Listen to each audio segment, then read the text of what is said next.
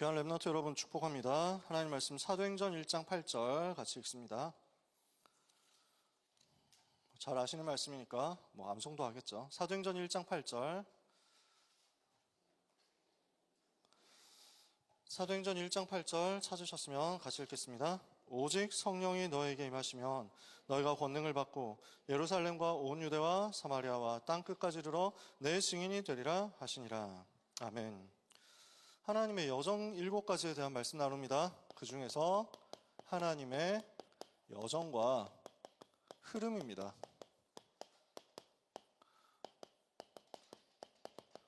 현장에서 랩넌트들 만나고 또 성도님들 만나면 망대 여정 이정표가 뭔지 777 뭔지 궁금해하시는 분들 상당히 많이 만납니다. 맨날 메시지는 듣는데 이게 정리가 잘 안 되고 무슨 의미인지 잘 모르겠고 또 어떻게 기도해야 되는지 잘 모르겠다 하는 분들 많습니다. 혹시 여러분도 그렇다면 그러므로 여러분이요 안심하라, 걱정하지 마세요. 안 외워지면 안 외워지는 대로 하면 됩니다. 크게 숫자를 외우는 거 중요한 게 아니고 그 안에 있는 단어 외우는 것도 중요한 게 아니거든요. 의미 알고 기도할 수 있으면 됩니다. 그러니까 777이라는 게 여러분이 기도할 수 있도록 도와주는 거지 여러분을 스트레스 받으라고 하는 게 아니거든요. 그래서 하나님이 주시는 말씀을 가지고 혼자 있을 때 편하게 기도할 수 있는 내용을 여러분의 것으로 세팅을 하면 됩니다. 망대라는 말을 종종 제가 설명을 하는 것 같아요. 이걸 우리가 한마디로 요약을 하면 성령 충만 받는 거죠. 성령의 충만함을 받고 권능을 받는 것이다. 이걸 망대라고 얘기할 수 있습니다. 그래서 하나님께서 나의 망대 되시거든요. 하나님께서 나를 지키고 계신다는 말이죠. 시편 121편 1절에서 8절에 내가 산을 향하여 눈을 들리라. 나의 도움이 어디서 올까? 나의 도움이 천지를 지으신 여호와에게서로다. 여호와는 너를 지키시는 자시라. 낮에 해가 너를 상하지 않고 밤에 달이 너를 해치지 못하도록 여호와께서 영원부터 영원까지 너의 출입을 지키실 것이다. 하나님이 지키신단 말이에요. 그래서 잠언 18장 10절에는 여호와의 이름은 견고한 망대라. 의인은 그리로 달려가서 안전함을 얻느니라. 그래서 시편에는 여호와가 나의 방패시요 나의 산성이요 나의 반석이요 나의 요새요 나의 피할 바위시다. 다윗이 이렇게 고백하는 거예요. 시편 18편에 여호와 하나님이 나의 산성이시고 여호와 하나님이 나의 피난처시고 여호와 하나님이 요새시고 방패시고 바위시고 여호와 하나님이 나의 망대시다. 하나님이 지금도 나를 지키고 계시고 나와 함께 계신다. 이거 붙잡으라는 겁니다. 망대에 기도를 한다. 망대를 두고 기도한다는 것은 하나님을 누린다라는 말이에요. 하나님, 나를 지키심을 믿습니다. 나를 돌보심을 믿습니다. 나와 함께 하심을 믿습니다. 이 시간 성삼위 하나님 나에게 충만하여 주옵소서. 이겁니다. 이해되시나요? 어렵게 붙잡을 것 없다는 얘기예요. 하나님이 지금 나를 지키시고 하나님이 지금 나와 함께 계시고 하나님이 지금 나를 떠나지 않으신다. 이것을 누리고 있으면 우리는 두 번째 할 수 있습니다. 하나님을 향하는 거죠. 우리는 하나님을 향하는 망대를 세우는 겁니다. 하나님을 향해서 하나님의 음성을 듣기 위해서 하나님의 은혜의 보좌 앞으로 나가는 것을 말합니다. 그래서 하박국 2장 1절에 내가 내 파수하는 곳에 서며 내 성루에 서리라. 거기서 여호와를 바라보며 여호와께서 내게 무엇이라 말씀하실는지 내가 들으리라. 하나님께 질문하고 그 답을 얻기 위해서 망대 위에 올라가는 겁니다. 하나님의 음성을 듣는 것이 망대의 기도예요. 망대를 두고 기도한다. 하나님의 음성을 듣고 하나님이 무엇이라 말씀하시는지 귀를 기울이는 겁니다.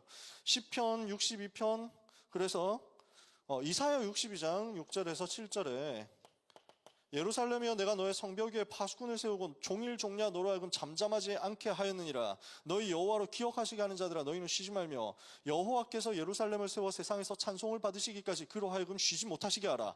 여호와 하나님을 향해서 망대에 올라가서 성문에 올라가서 성에 올라가서 거기에서 종일 종야 잠잠하지 않고 하나님께 부르짖는 겁니다. 이해가 되세요? 그래서 망대는 하나님이 나를 지키시는 것을 누리는 것이고 하나님을 향해서 내가 부르짖는 것입니다. 하나님을 향하는 거예요. 왜 제가 이사야 62장인데 시편 62편 이걸 또 얘기를 했냐면 시편 62편에도 마찬가지예요. 나의 영혼아 잠잠히 하나님을 바라라. 나의 소망이 그에게서 나오는도다. 백성들아 여호와를 의지하고 시시로 그의 앞에서 마음을 토해내어라.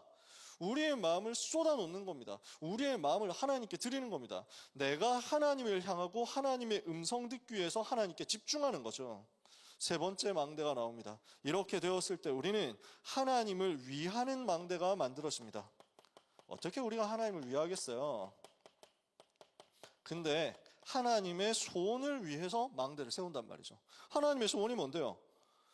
하나님은 전 세계에 역사하는 모든 재앙과 저주를 막는 복음운동하기를 원하신단 말이에요. 그래서 아가서 4장 4절에 너의 목이 다윗의 망대 곧 용사의 방패 1000개를 두려고 세운 다윗의 망대 같구나. 망대 하나 안에 방패가 1000개를 만들어놨어요. 1000개를 갖다 놨어요. 1000명의 용사들이 이 망대를 의지해서 싸울 수 있다라는 얘기겠죠. 영적 싸움할 수 있는 시스템을 세팅해 놓는 것이 망대다. 그래서 여러분은 현장의 망대로 서 있는 것입니다.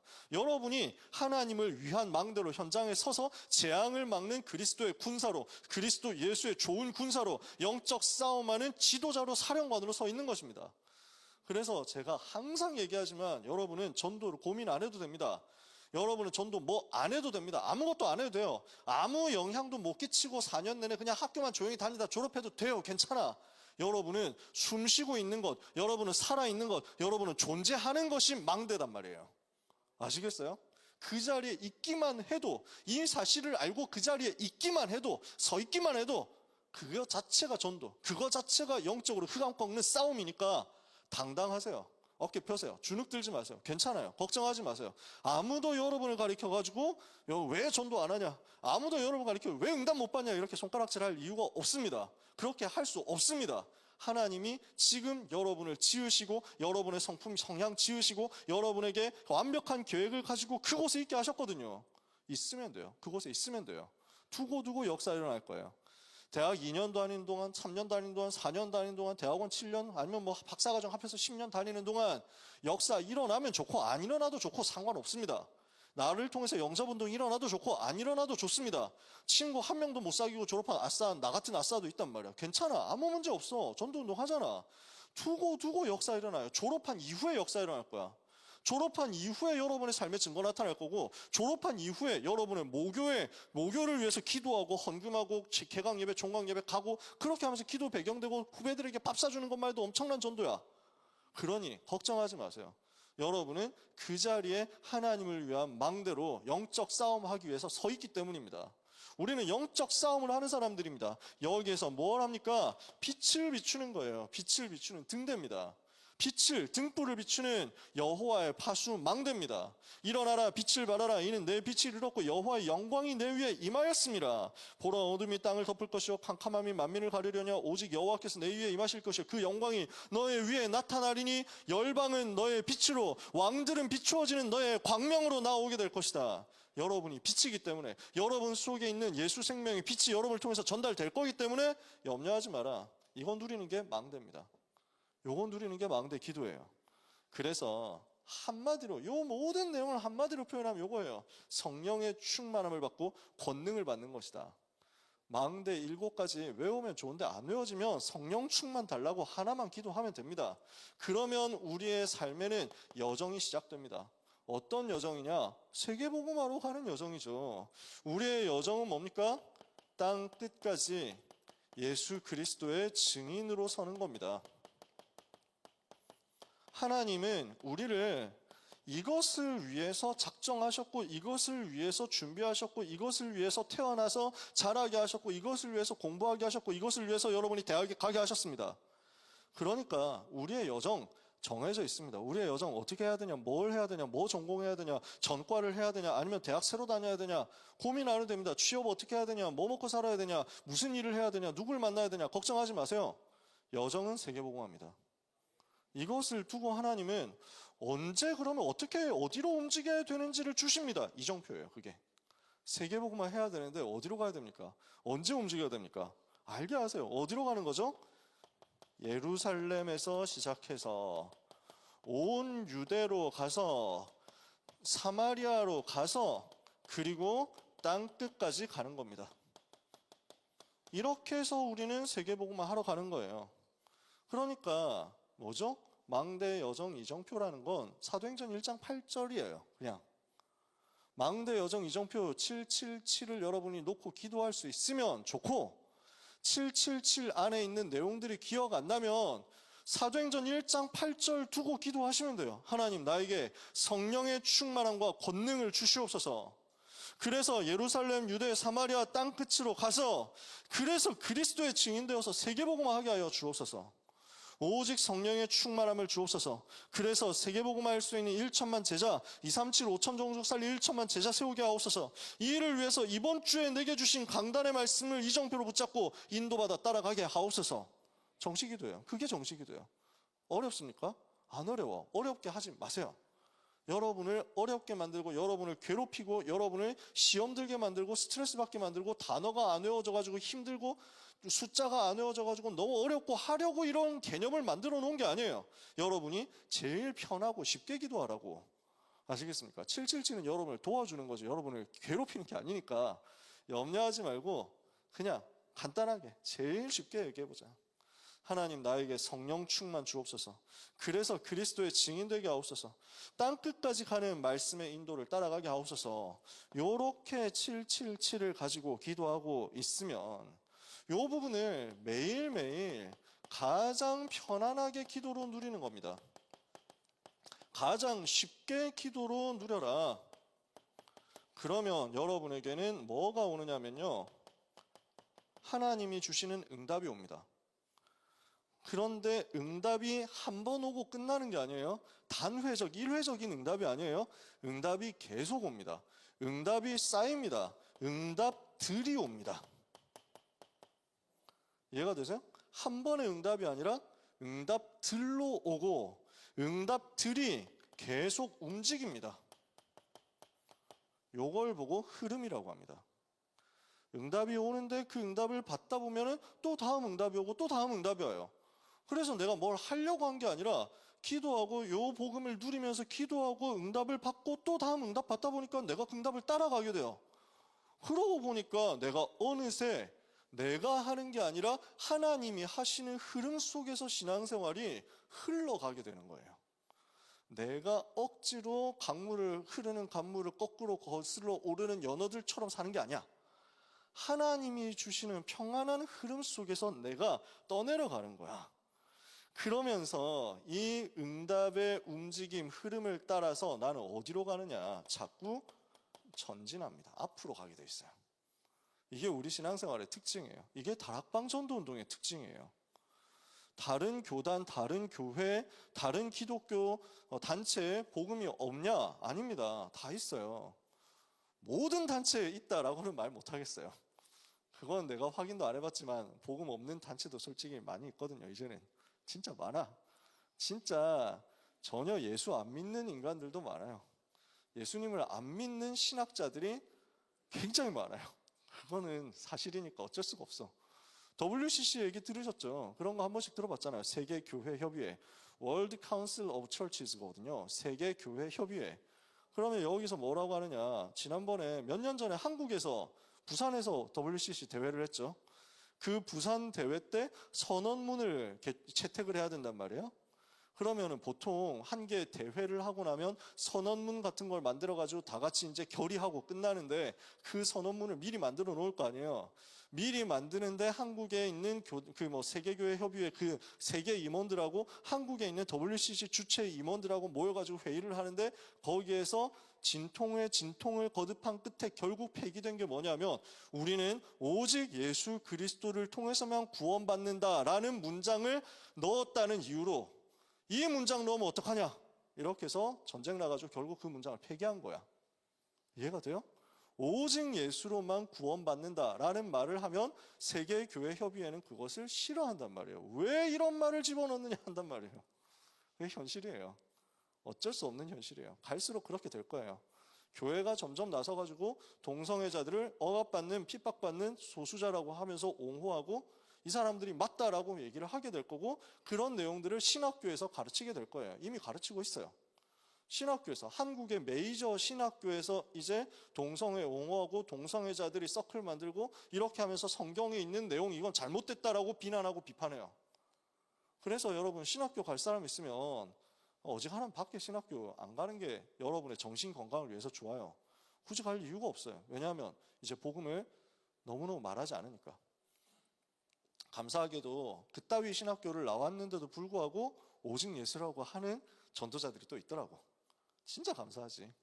근데 많은 사람들이 이미 변질되어 갑니다. 이따 나중에 나올 겁니다.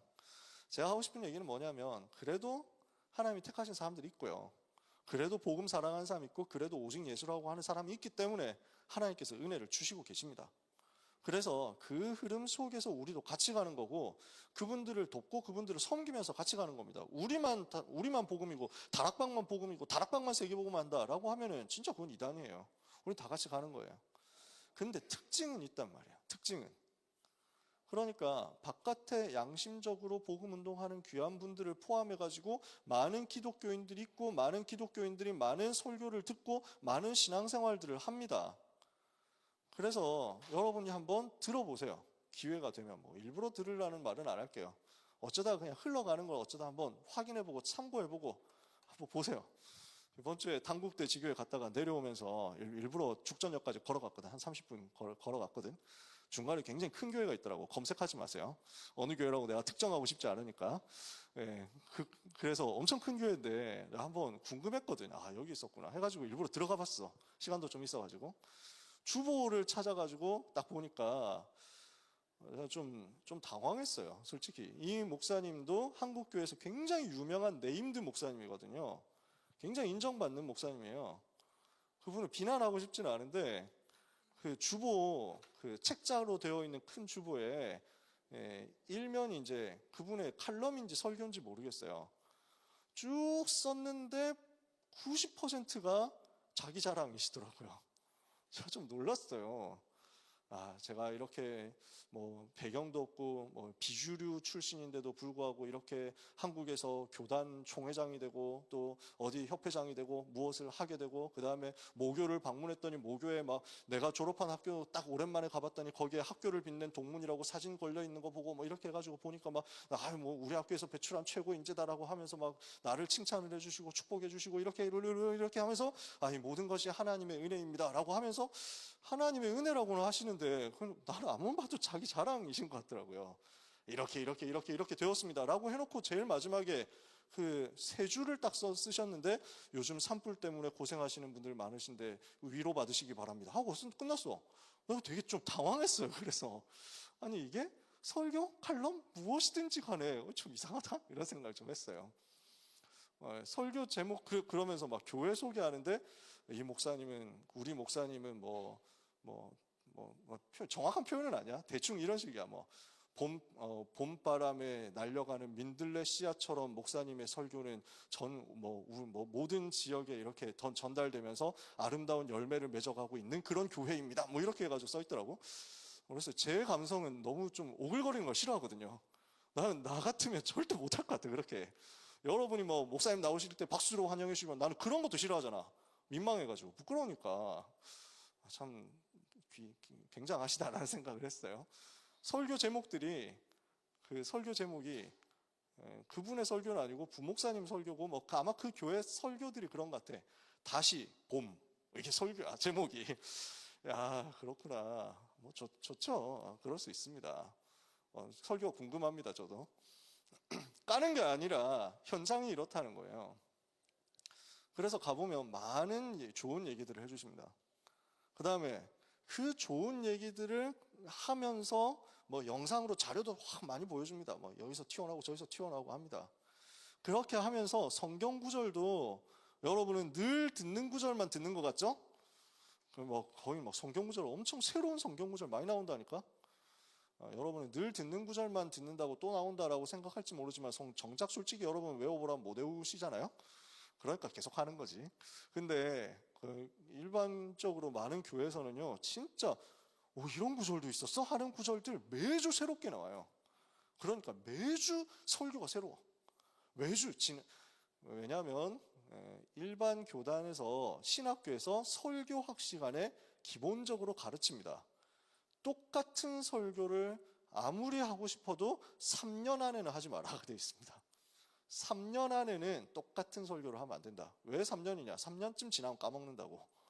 그러니까 이제 교회에서 어떤 식으로 하냐면 설교 가지고 다른 목사님 설교하고 비슷하게 하면은 표절이라고 해가지고 목사님 쫓아냅니다. 목사가 설교 표절을 했다면서 쫓아내요. 우리는 맨날 다 똑같은 설교, 다 비슷한 설교, 다 같은 내용 설교하는데 여기서는 말이죠. 심지어 자기가 그 목사님 본인이 몇 년 전에 했던 설교를 똑같이 했다고 표절이라고 쫓겨나. 이해 잘 안 되죠? 그만큼 늘 새로운 걸 해야 돼요.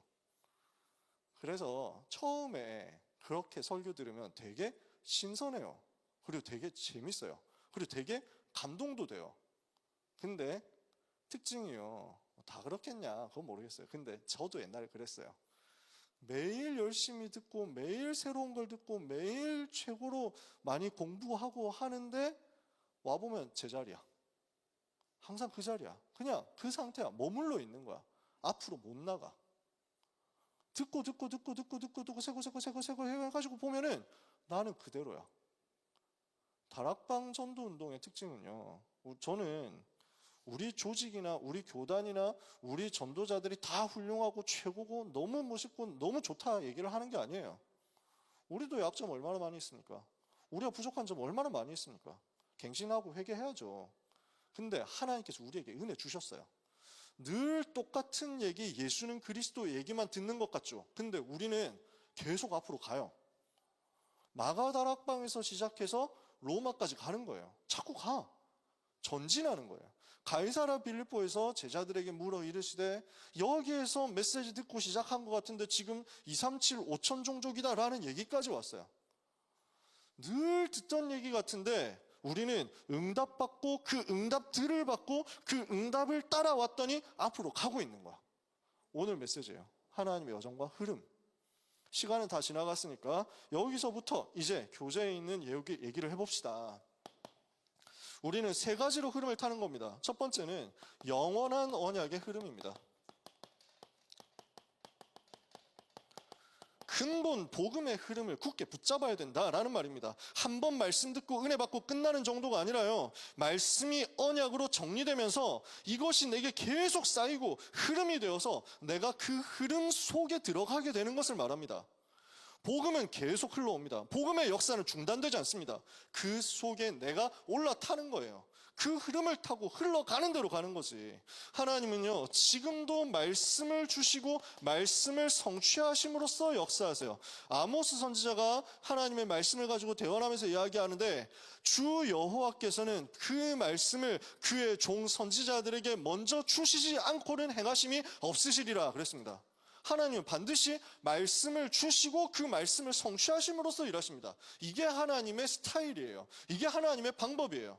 반드시 말씀을 주시고 말씀을 성취하신다. 내 입에서 나오는 말이 하나도 헛되게 돌아오지 않고 반드시 성취되는 것이다. 하나님은 이렇게 말씀하셨어요. 그래서 이사야 40장 6절에서 8절에 모든 육체는 풀이요 그 모든 아름다움은 들의 꽃과 같으니 푸른 마르고 꽃은 시들면 여호와의 기운이 그 위에 불미라. 이 백성은 실로 풀이로다. 푸른 마르고 꽃은 시드나 나 여호와의 말씀은 영영이 서리라 하라. 하나님의 말씀은 영원합니다. 그 영원한 말씀은 지금도 성취되고 있습니다. 이게 하나님의 역사예요. 두 번째, 하나님은 지금도 하시는 일이 기도를 들으시고 응답하십니다. 예레미야 33장 3절에 너는 내게 부르짖으라 내가 네게 응답하겠고 네가 알지 못하는 크고 비밀한 일을 네게 보이리라. 요한복음 14장 14절에 예수님께서 말씀하시죠. 너희가 내 이름으로 무엇이든지 내게 구하면 내가 시행하리라. 요한복음 16장 14절에 지금까지 너희가 내 이름으로 아무것도 구하지 아니하였으나 구하라 그리하면 받으니 너 기쁨이 충만하리라. 하나님은 지금도 기도를 들으시고 응답하십니다. 세 번째, 하나님은 지금도 하시는 일이 구원 사역을 이루고 계십니다. 영혼 살리는, 영혼 구원하는 일을 하나님께서 직접 행하고 계신단 말이에요. 사도행전 1장 8절에 오직 성령이 너희에게 마시면 너희가 권능을 받고 예루살렘 온 유대 사마리 땅까지는 내 증인이 되리라. 하나님이 지금도 말씀 성취 기도 응답 구원 사역을 통해서 역사하시는데 어떻게 역사하시느냐? 쉬지 않으시고 역사하신다. 세상 모든 민족, 모든 나라, 모든 열방의 복음이 증거될 때까지 여호와는 쉬지 않으신다.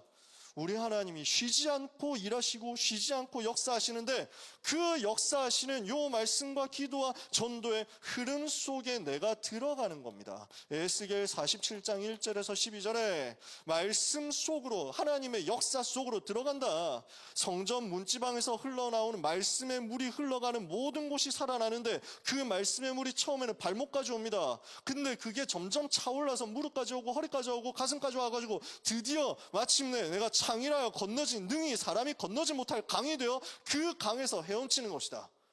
이게 말씀이에요. 이게 말씀의 흐름이에요. 처음에는 말씀이 발목까지 오는 것 같습니다. 여러분에게 메시지 들어도, 말씀 들어도 그게 별로 영향 못 미치는 것 같습니다. 아니에요.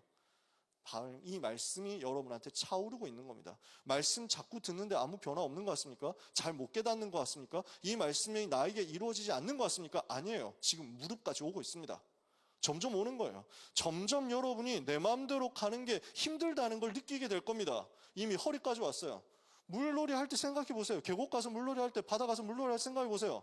여기까지 올 때는 내 마음대로 다니지만 여기까지 오면 내 마음대로 잘 못 다닙니다. 이제 드디어 완전 그 물이 폭포수같이 쏟아지는데 이 수량이 너무 넘쳐가지고 나는 그 물 안에서 헤엄치고 나는 그 물 안에서 떠내려가는 겁니다. 하나님의 말씀의 물이 흘러가는 곳으로, 하나님의 기도 응답의 물이 흘러가는 곳으로, 하나님의 구원사역 생명수가 흘러가는 곳으로 내가 같이 떠내려갑니다. 흐름을 타는 거예요. 여러분은 이런 전도운동 하는 겁니다. 우리는 이런 삶을 사는 겁니다. 두 번째, 이걸 가지고 현장 가서 생존하는 겁니다. 현장 들어가서. 그래서 그 속에서 승리하는 겁니다. 어떤 상황이 와도, 어떤 현장에 처해도, 어떤 환경에 처해도, 어떤 일을 하게 되더라도, 어떤 문제를 만나게 되더라도 그 속에서 여러분은 흐름을 바꿀 사람들이 됩니다. 그래서 우리에게는 여러 가지 환경이 주어집니다. 그러니까 가서 윗사람을 만나게도 되고 아랫사람을 만나게도 되고 옆에 동료들을 만나게도 됩니다. 그 모든 사람이 여러분을 해치지 못하도록 흐름을 바꾸는 응답을 여러분은 받게 됩니다. 위에 사람, 아랫사람, 옆에 사람, 그 어떤 사람도 나에게 해가 되지 못하도록 하나님께서 보호하시고 오히려 모든 만남이 복이 되도록 여러분에게 역사하실 거예요. 그래서 다윗이 고백하잖아요. 천만인이 나를 대적하여 진칠지라도 나는 두려워하지 않는다. 여호와께서 그곳에서 나와 함께 계시기 때문에 이게 우리의 확신이고 우리의 능력입니다. 우리가 가진 비밀이에요. 윗사람이 여러분을 갈구고 아랫사람이 여러분을 자꾸 들이받고 옆에 있는 사람이 여러분을 시기하고 그래도 이 복음을 막지 못합니다. 우리는 그 속에 살아남습니다. 두 번째, 우리는 여러 가지 일을 하게 됩니다. 여러 가지 만남을 겪게 됩니다. 여러 가지 문제, 사건을 만나게 됩니다. 그 속에서 당황하지 마라.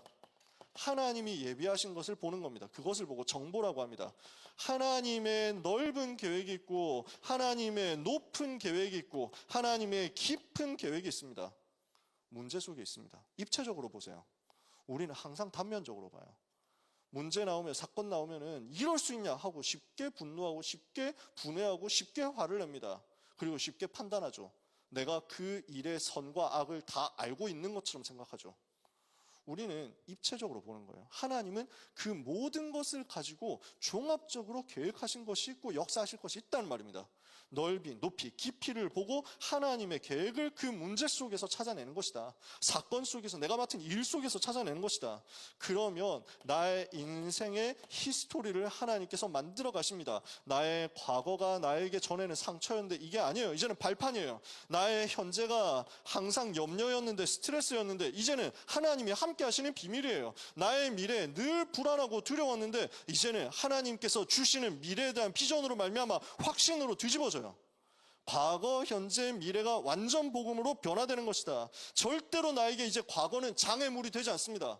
여러분의 과거가 여러분을 규정하고 제한하고 판단하는 근거가 되지 않아요. 여러분은 그리스도 안에서 과거 끝났고 그리스도 안에서 새로운 피조물 됐으니까요. 아시겠습니까? 고린도후서 5장 17절에 제가 말하는 거면 여러분이 의심해야 되지만 하나님이 성경에서 말씀하신다니까요. 누구든지 그리스도 예수 안에 있으면 새로운 피조물이라 이전 것은 지나갔으니 보라 새 것이 되었도다. 그래서 여러분들의 흑역사 있어도 하나님 앞에서 딱 내려놓고 하나님 바라보고 새로 시작하면 됩니다. 그래서 죄인도 새로 시작하는 게 이 복음이에요. 죄를 방치하고 새로 시작하는 게 아니라 회개하고 하나님 앞에 서면 우리도 같이 새로 시작하는 것이다. 죄인 아닌 사람은 어디 있습니까? 그 하나님이 주시는 은혜를 받기 위하여, 때를 따라 돕는 은혜를 받기 위하여 은혜 보좌 앞으로 나가기만 하면 돼요. 그래서 우리는 과거도 현재도 미래도 주님의 손에 있다. 그래서 하나님이 전부 준비하셨음을 내 삶 속에서 흐름으로 누리는 겁니다. 그러면서 중요한 큰 흐름을 보는 겁니다. 교회사의 흐름입니다. 이게 무슨 말이냐? 시대를 보는 눈이 열린단 말이에요. 그러면서 이 속에서 하나님이 나를 왜 이 시간표에, 이 시대에 여기에 불렀느냐, 이게 보이는 거예요. 거기에 대한 하나님의 의도, 하나님의 뜻, 하나님의 관심이 붙잡아지고 이것이 언약의 한으로 정리된다는 얘기예요. 내가 왜 이 시대에 태어났구나, 내가 왜 하필 이 자리에 있구나, 내게 이 시대, 이 현장에 왜 하필 이런 문제가 왔구나, 하나님이 이것 때문에 나를 오늘 부르셨구나, 이거예요. 시대마다 사탄이 뭘 했는지 아세요? 복음을 희미하게 해서 결국 종교화 시켜버렸어요. 이게 사탄의 전략이었어요. 시대마다 자꾸 복음이 약화되어 왔어요. 종교화되어 왔어요. 시간상 제가 이런 부분을 증거를 가지고 깊이 설명을 못해요. 그러려면 따로 특강해야 되는 거지. 어떻게 사탄이 복음을 약화시켜 왔는가, 종교화시켜 왔는가, 여러분이 나중에 한번 연구해 보세요. 대학생이니까. 저는 대학생 때 이거 자료 찾고 대학생 때 이거 정리하면서 진짜 너무너무 울분이 터지더라고. 야, 어떻게 마귀는 이렇게 복음만 없애왔는가, 이게 보이더라고요. 대학교 4학년 때 그거 정리하는데 눈물이 나더라고. 분해서 복음만 약화시켜. 결국 복음이 종교가 되도록 만들어. 그러면서 어떻게 합니까? 오직 그리스도가 주인이 되어야 되는데 그리스도가 주인 되지 않고 올바름이 주인이 되는 겁니다. 그걸 보고 율법주의라고 합니다. 율법은 좋은 거예요. 율법이 나쁜 게 아닙니다. 율법은 선한 거예요. 율법을 통해서 죄가 뭐고 죄가 아닌 게 뭔지를 알게 돼요. 율법이 없으면 내가 죄인인 줄도 몰라요. 하나님의 선하신 그 율법이 있기 때문에 저는 제가 죄인인 줄 알아요. 그러면 그때 뭘 해야 되느냐면 죄인인 나를 살리시기 위해서 주신 하나님의 은혜를 붙잡고 빈손 들고 나가서 십자가를 붙들어야 돼요. 그게 율법을 주신 하나님의 계획이에요. 근데 우리는 뭘 하느냐면 율법을 가지고 전부 판단하는 거지. 어떤 놈이 이번 주에 율법 어겼냐 이러고 있는 거예요. 저 새끼도 율법 사실 어긴 놈인데 하고 판단하고 정죄하고 돌 던지려고 준비하고 있는 거지.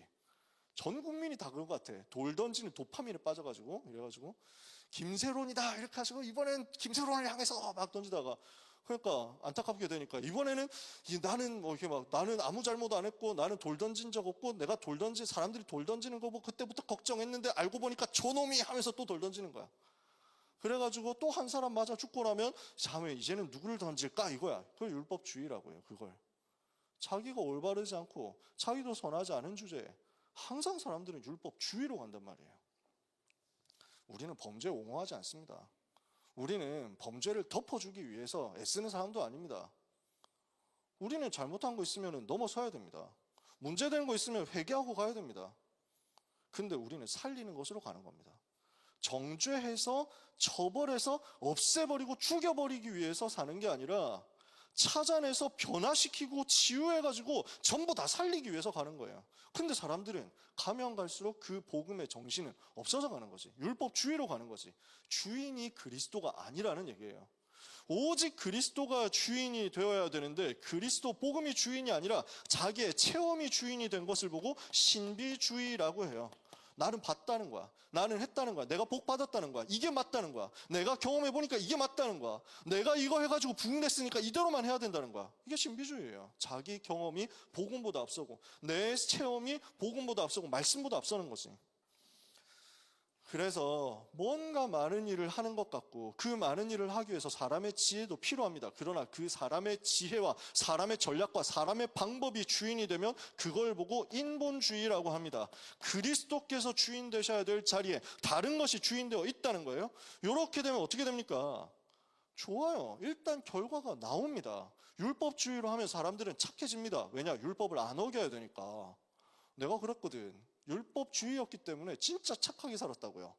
욕이라고는 한마디도 하지 못하고 지금은 욕을 흉내내잖아. 야, 이 새끼야, 뭐 이런 거 흉내는 내거든. 내가 여러분들에게, 그 누구에게도 욕은 안 합니다. 심지어 내가 야구 선수들한테는 욕했는데 이제는 야구 선수들한테도 욕 안 해.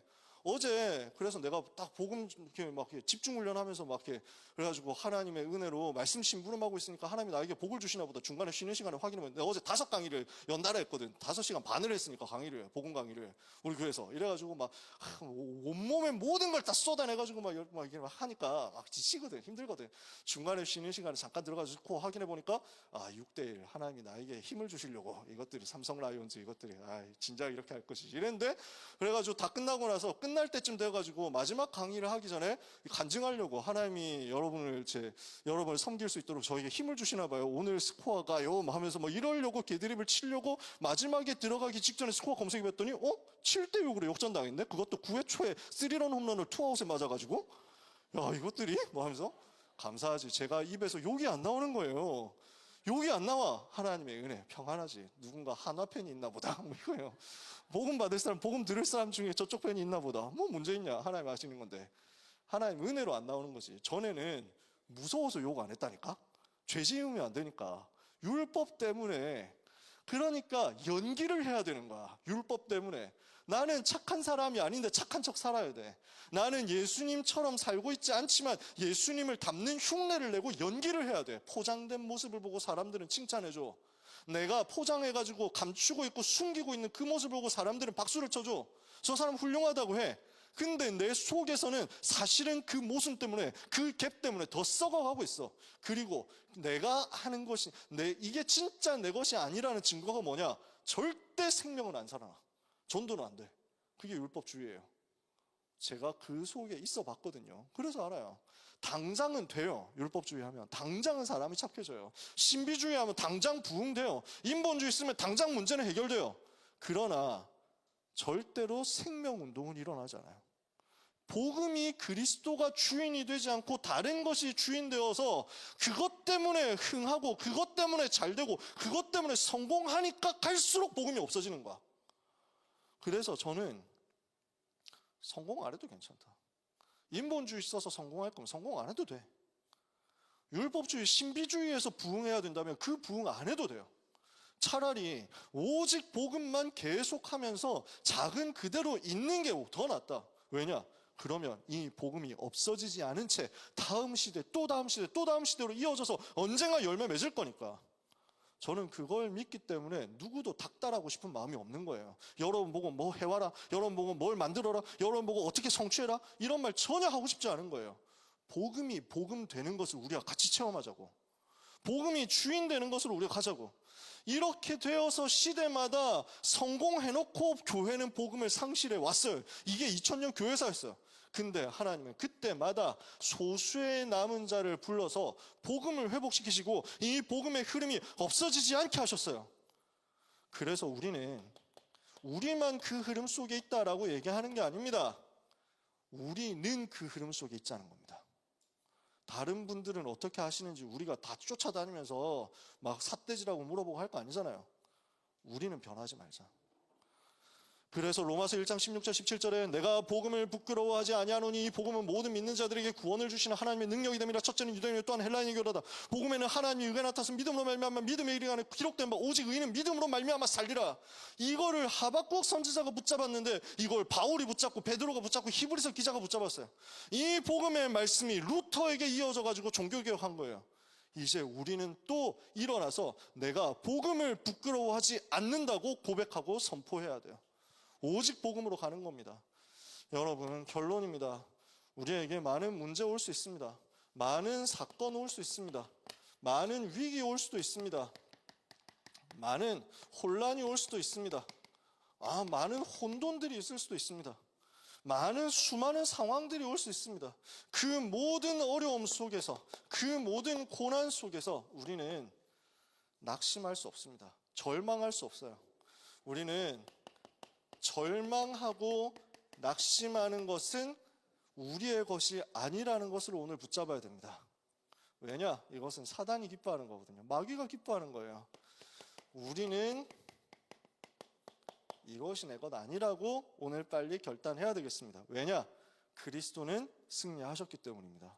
그리고 이 복음은 막히지 않기 때문입니다. 세계복음화는 절대로 막히지 않기 때문입니다. 복음을 막을 자는 없기 때문입니다. 그 누구도 그리스도를 대적할 자 없기 때문입니다. 승리하신 그리스도 이름을 넘어설 수 있는 건 없기 때문입니다. 고린도후서 11장 10절에 보니까요, 그리스도의 복음이 내게 있으니, 내 속에 있으니 이로써 내 자랑이 아가야에서 막히지 아니하리라. 내가 가진 복음에 대한 자랑을 막을 수 있는 것은 없다, 이거예요. 바울은 여기에 대해서는 확신 자부심이 있었어요. 디모데후서 2장 9절에 하나님의 복음은 매이지 아니하니라. 하나님의 말씀은 매이지 않습니다. 하나님의 말씀은 막히지 않습니다. 이 복음은 막히지 않습니다. 그래서 우리는 절망하지 않습니다. 우리는 당황도 하지 않습니다. 우리는 오히려 문제 보이면, 사건 보이면, 위기 보이면, 혼란 보이면, 어른들이 실수하고 잘못하는 거 보이면 그 속에서 뭘 보느냐? 시대를 보면 돼요. 그리고 그 속에서 언약의 한을 붙잡는 겁니다. 하나님이 이 시대를 나에게 보게 하시는구나. 역사의식이라고 합니다. 이 시대에 무엇이 필요한가? 복음만이 필요하구나. 이것 때문에 하나님이 우리를 지금 찾으시는구나. 이것을 사명의식이라고 합니다. 이것 때문에 부족하고 연약한 나를 부르셨구나. 소명의식이라고 합니다.